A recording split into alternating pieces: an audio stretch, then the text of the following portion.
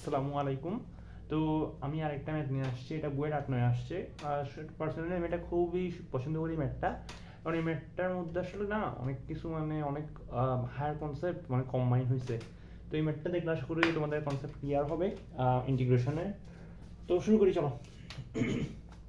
আচ্ছা, এই টাইপের ম্যাথ দেখলে কিন্তু প্রথমে আমাদের মাথায় হিট করতে হবে যে এইখানে আমার নিচে পাওয়ার আছে, সাইন আছে, কজ আছে, যেহেতু ত্রিকোণমিতিক পাওয়ার। তাহলে এইখানে আমরা এই নিচের দুইটা এবং উপরেরটাকে আমরা কজ দিয়ে ভাগ করব। এখন উপরেরটা কিন্তু কজ ফর্মে নাই, তাহলে আমি এটা কজ ফর্মেই যাব। ওকে, তাহলে আমরা এটা জানি sin 2x 2 sin x cos x,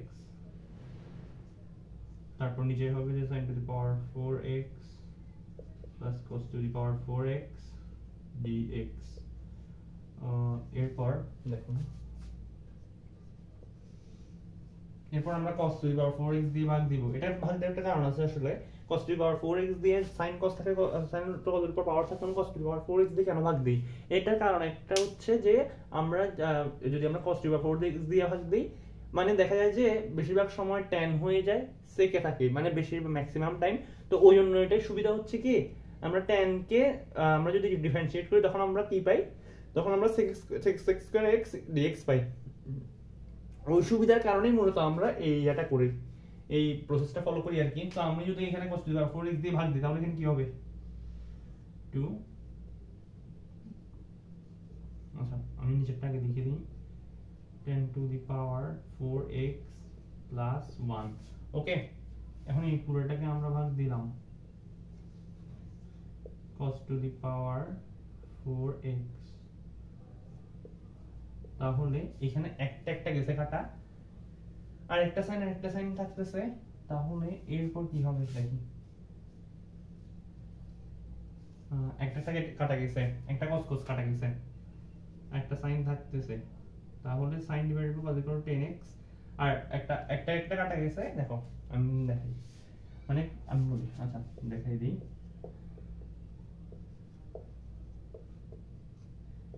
cos x, এটা নিচে একটা আছে, এটা নিচে একটা আছে, আর ইনটু cos স্কয়ার x, এটা কাটা এটা কাটা, এটা হচ্ছে sin, এটা হচ্ছে tan, আর 1 ডিভাইডেড বাই এটা হচ্ছে কি, এটা হচ্ছে sec স্কয়ার x। তাহলে কিন্তু আমরা আমাদের প্রত্যাশিত ফরম্যাটে নিয়ে আসতে পারছি।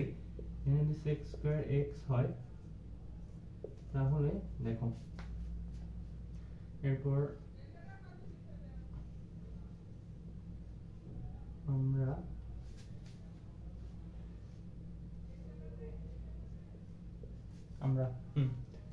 আমরা এইটাকে z ধরে নিব। এটাকে z ধরে নিলে আমার সুবিধা কি হবে দেখো, এটাকে z ধরে নিব। এটা আমি বুঝছি কেমনে, এটা আমি আসলে ম্যাথ করতে করতে আমার প্র্যাকটিস হয়ে গেছে, কিন্তু তোমাদেরকে বুঝিয়ে দিই কেন আমি z ধরছি। কারণ দেখো এখানে আমি একটা জিনিস দেখতেছি যে এখানে tan x আছে, এরপর হচ্ছে sec square x আছে। ওকে, তাহলে এখন আমি এইটা দেখে কেমনে বুঝবো? দেখো আমি দেখুন এটার স্কয়ারের উপর আবার স্কয়ার করি, মানে হচ্ছে এই স্কয়ার মানে tan স্কয়ার x কে আমি যদি z ধরি, তাহলে তখন কি হবে?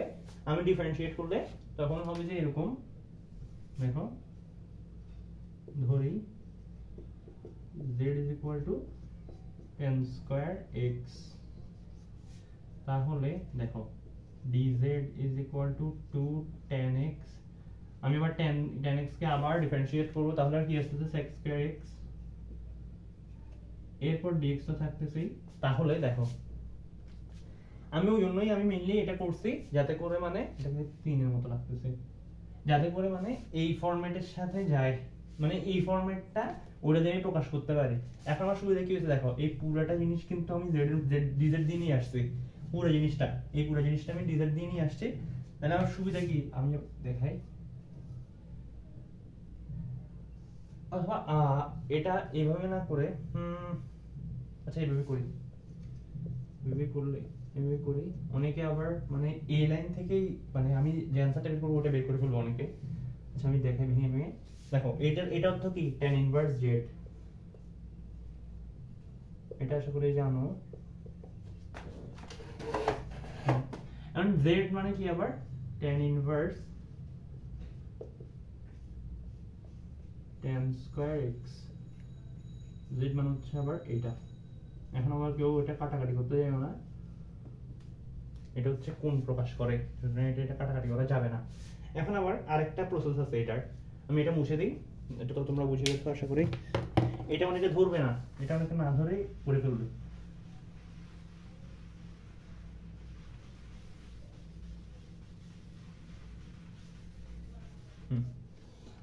অনেকে কি করবে আমি দেখাই। অনেকে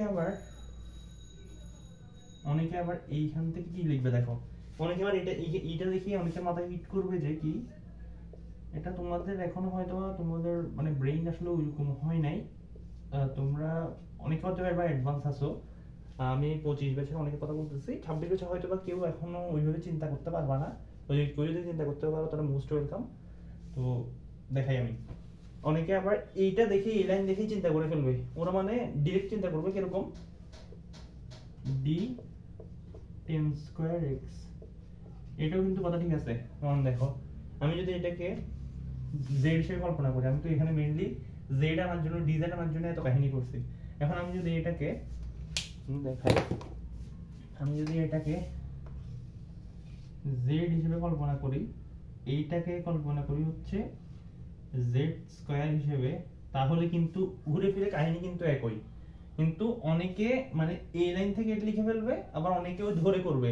পার্থক্যটা হচ্ছে তুমি যদি অ্যাডমিশনে এইটা করো তখন তোমাকে নাম্বার দিবে, কিন্তু তুমি যদি একাডেমিকে করো তখন তোমার নাম্বার নাও দিতে পারে। কারণ স্যাররা আসলে মানে অ্যাডমিশনের এটা আসলে স্যাররা ফলো করেন না একাডেমিকের ক্ষেত্রে। একাডেমিকে দেখবা তোমাদের অনেক ব্রডলি কিছু ম্যাথ করতে হয়, মানে যেটা তুমি 5-6 লাইনে করতে পারো ওটা তোমাকে 10-12 লাইনে করতে হয়, ওইরকম সেম। এটা তুমি একাডেমিক ওপর না করার চেষ্টা করি। এটা ফর, আমি এটা লিখে দিই অনলি ফর অ্যাডমিশন। অ্যাডমিশনে তো আসলে অত জায়গা থাকবে না, তুমি যত শর্টকাটে করতে পারবা, স্যারেরও লাভ তোমারও লাভ। স্যার তোমার খাতা যত তাড়াতাড়ি কাটতে পারবে তত ভালো, স্যারের জন্য তোমার জন্য তত ভালো, তোমার সময় বাঁচবে। যেটাই হোক, এইটা আমি দেখাই দিলাম, অনেকে অ্যাডভান্স মানুষজন আমার ভিডিও দেখতে পারে, ওরা যাতে এটা মানে ইয়া করে আর কি, এটা দেখা দিলাম। তো এভাবেও করতে পারো, এভাবেও করতে পারো, যেভাবে ইচ্ছা তুমি করিও তোমার সুবিধা মতো। তো আশা করি এই ম্যাথটা অনেক ভালো লাগছে। আমার ক্লাস যদি ভালো লেগে থাকে তাহলে সাবস্ক্রাইব করে দিবা, আর লাইক বাটনে ক্লিক করবা, তোমার ফ্রেন্ডদেরকে শেয়ার করবা। আজকের মতো বিদায় তাহলে, আসসালামু আলাইকুম।